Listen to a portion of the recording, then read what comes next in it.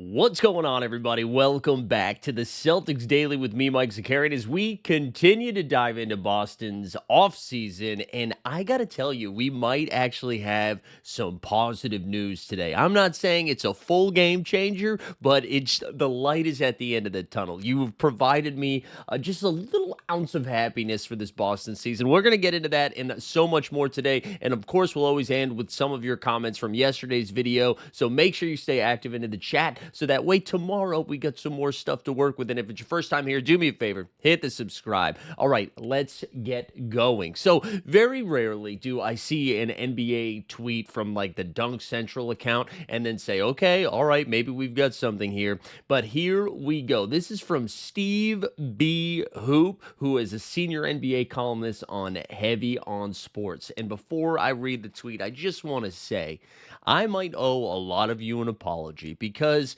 from day one, since we started this channel, it was almost right when the Jayson Tatum injury happened, and everybody was in the chat being like, hey, he got the surgery early, man. Tatum's built different. You see those shoulders? He's going to come back, and he's going to be back before the next season starts. And I told everybody to relax. I said, just let him get healthy, all right? Don't worry about it. Don't rush it. Let's get back to the tweet. So Steve B. Hoop from Heavy on Hoop says, scouts say Tatum's been moving really well at Chris Paul's camp, the CP3 camp. Now, here's the full quote.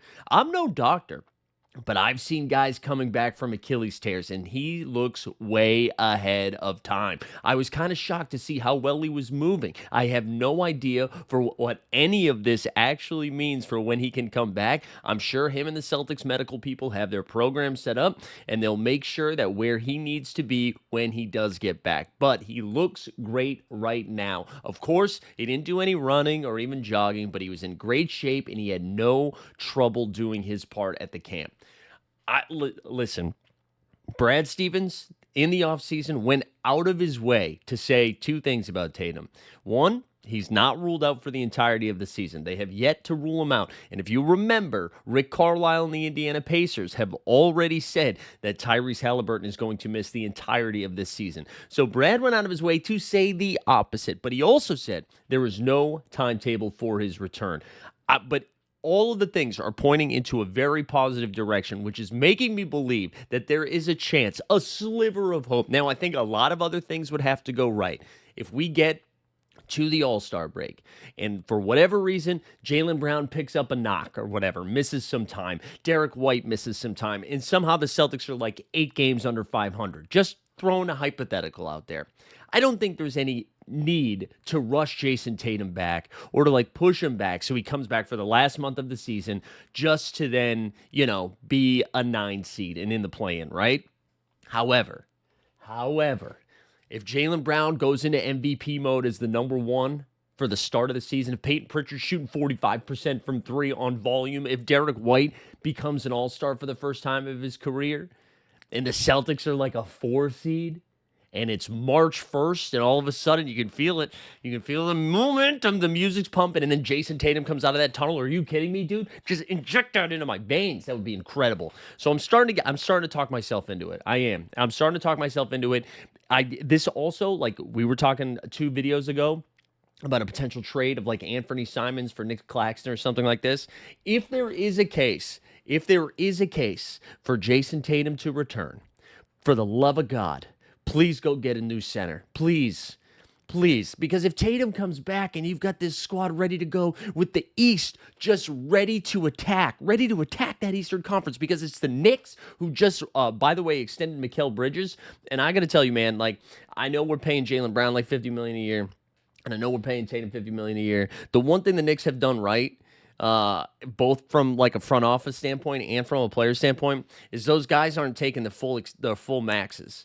And I get like shout outs to them, man, because I believe he signed a 4-year, $130 million, right? And so what's that, like 30 some odd million a year? And he could have gotten a little bit more, but Brunson did the same thing. Bridges did the same thing, where they're just kind of like allowing cap flexibility so they can still get better. So shouts to them anyways. But anyways, if Tatum is really coming back and this squad's ready to go, good Lord, please give us a center. Please give us a center. All right, there we go. That's it. Let's just keep our fingers crossed. Let's not get too excited though. Let's keep realistic expectations. Let's not rush him back. When our king is ready to return, I will be ready to give him the crown. All right, let's go. There was an Eastern Conference top 10 player list dropped yesterday. And this is, again, including injuries, right? So Tatum's not on this list. Halliburton's not on this list. I'm trying to think of who else would be hurt. This is from the NBA.com. Their top 10 players in the Eastern Conference. Here we go. Number 1, Giannis Antetokounmpo. Okay, yeah, sure. No one's going to complain about that. Number 2, they have Jalen Brunson. I thought that was interesting to be number 2, but okay. Number 3, Spida, Donovan Mitchell, the Cleveland Cavaliers. This is where I think it gets spicy. This is where I need people to weigh in, because I don't think the top 3, like, whatever. You can quibble about it, but no one's calling you crazy for that being your top 3, right? Number 4, Paolo Banchero. They've got Paolo Banchero, the 4th best player in the Eastern Conference already. Now, maybe they are projecting a Paolo MVP level type jump. Maybe this is what they expect the next season to look like. But based on previous performance, that feels kind of aggro to do it. They got Cade Cunningham 5. Cade Cunningham 5th overall. Joel Embiid is 6th. I guess they're assuming he's going to play basketball this year. Joel Embiid 6th, which is also kind of crazy because if Embiid is healthy and plays a full season, he's number 2, right? I imagine you would take him too. I know he's got his flaws, but assuming he plays, all things equal, right? Evan Mobley 7. Then they've got our guy, the new number 1 dog on the Celtics team, Jaylen Brown 8. They got Cat, Karl Anthony Towns 9. Ice Trae Young, number 10. Now, I get we're just like splitting hairs a little bit from 5 or 4 through 10, I guess. I guess I wanted to put this out there. Are you taking Jaylen Brown over some of those guys? And I guess because if we're assuming no Tatum, right, we're just because of this season, right, you're saying how is he going to impact the game this season? I mean, Jaylen Brown over Mobley, I guess you could make the Mobley Defensive Player of the Year, still young and evolving, sure. Cade, Paolo, I don't know. I feel maybe it's right. Maybe 8 is accurate. I think I'd put him, is it crazy to say I'd put him ahead of Joel Embiid? I just, don't think Embiid's going to play or enough. How do you rely on that? I honestly feel kind of bad for the 76ers and their front office trying to figure out how to build around this team because you've got this insane talent. This guy who is an MVP, a former MVP, right? I know we haven't seen him get to the Eastern Conference Finals because he's never healthy in the playoffs. But how do you build around a guy that, when he's right, is one of the most dominant players in the game on both sides of the floor, but is only right a fifth of the time? So do you build to win now? Do you build whatever? Anyways, I think I would take JB over Embiid right now. That's where I land. I'm curious how other people feel. Because I think we're going to see a big Jaylen Brown. But Paolo Banchero, to put him 4 already, let's go over some of the stats from some of these guys. And again, I know, what we've seen some highs from Paolo, but how many games did he even play? He played 46 games last year. He averaged 26, 7, and 5. 26 points, 7 boards, 5 assists. Cade Cunningham, mind you, he played, I think he played closer to 70 games. He averaged 26 points, 9 dimes, and 6 boards.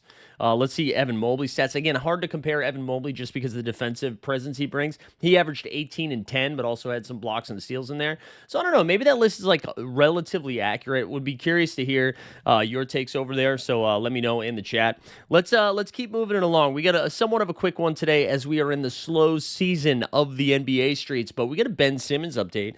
And listen, all signs were pointing to Ben Simmons signing with the Celtics any day now. I was pretty surprised that it hadn't happened yet. And then all of a sudden, a report comes out last night that the New York Knicks are strongly interested in Ben Simmons.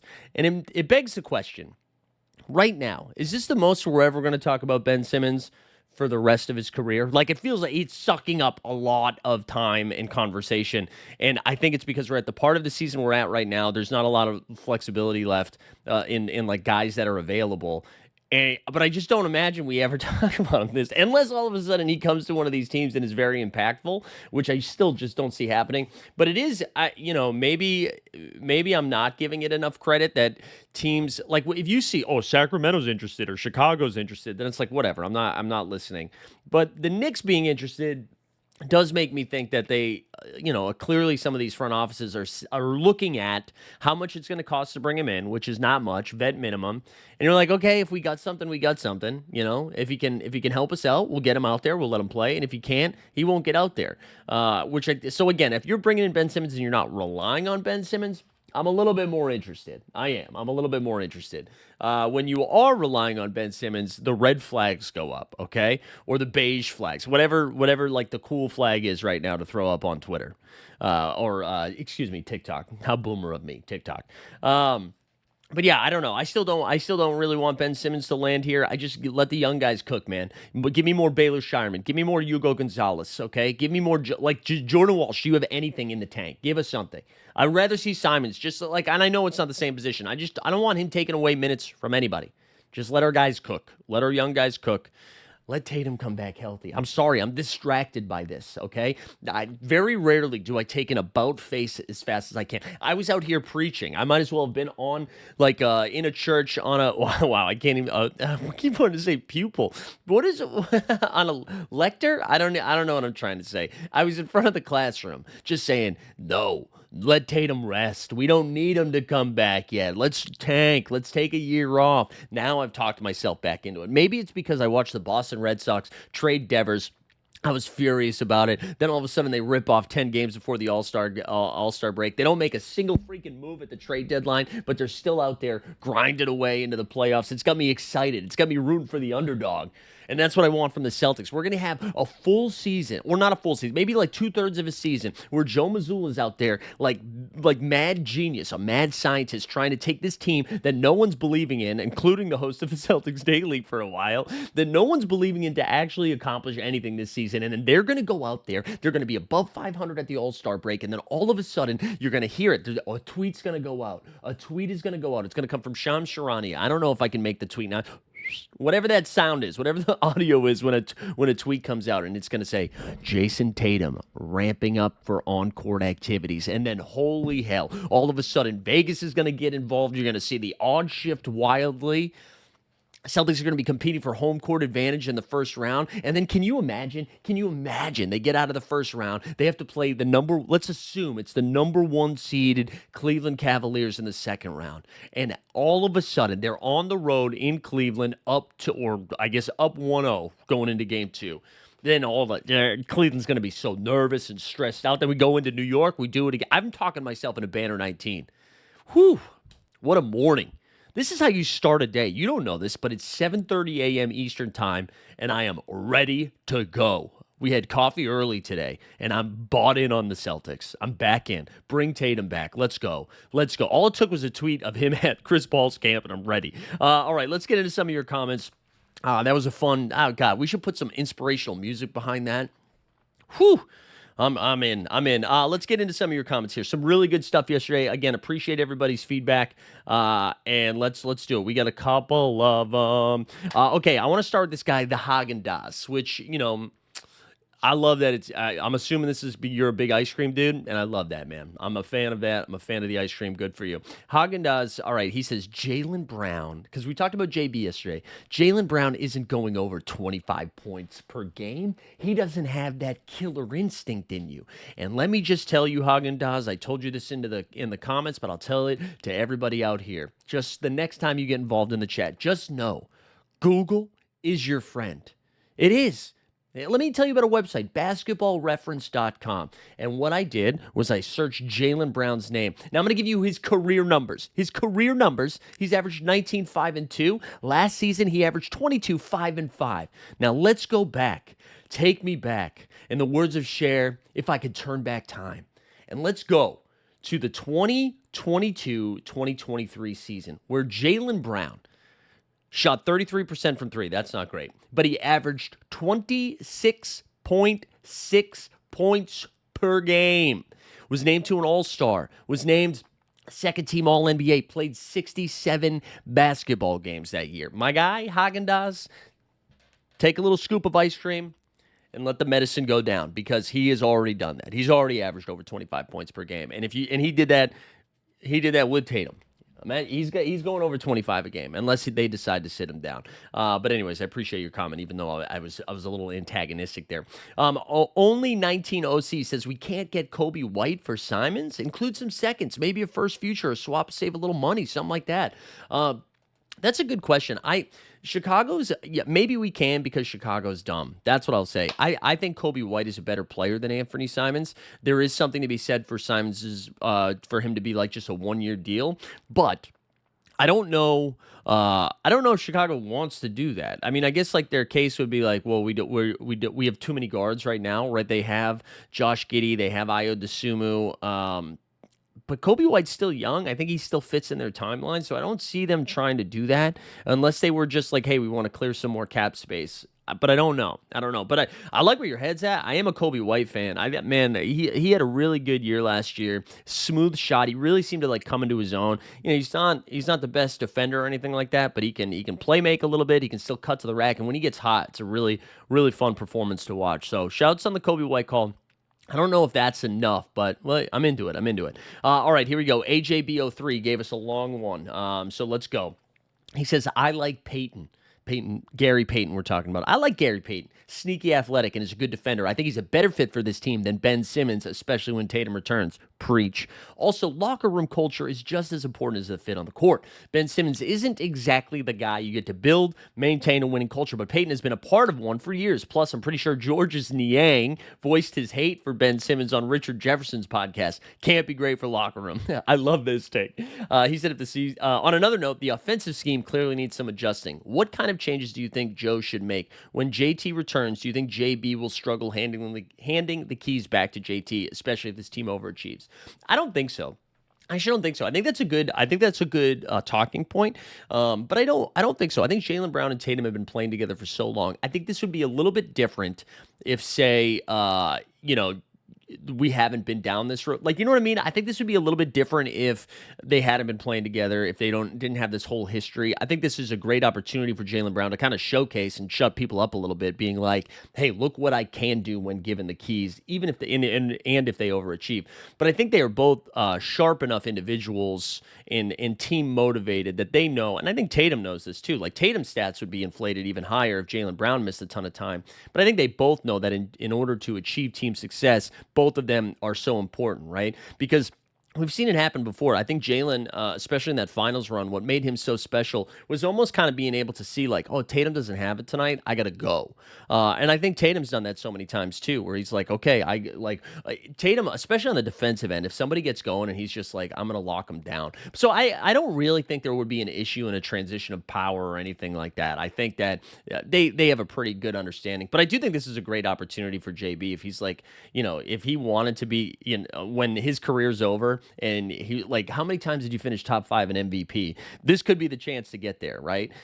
This could be the chance to do it. If the Celtics team does overachieve and he averages like over 28, 29 points per game, you have no choice but to put him in that conversation. So I think it's going to be a cool opportunity. Look at us, man. The positivity is just oozing out. I've been negative Nancy the last couple of days, and here we are. They're just ending the week in a beautiful way. I appreciate everybody's comments and support throughout the entire, run of this Celtics channel. We're almost at 1,800 subs, which is very exciting. Even though Metro Bus Man, you don't like when I say smash the subscribe, do me a favor, especially you, Metro Bus Man, smash that subscribe.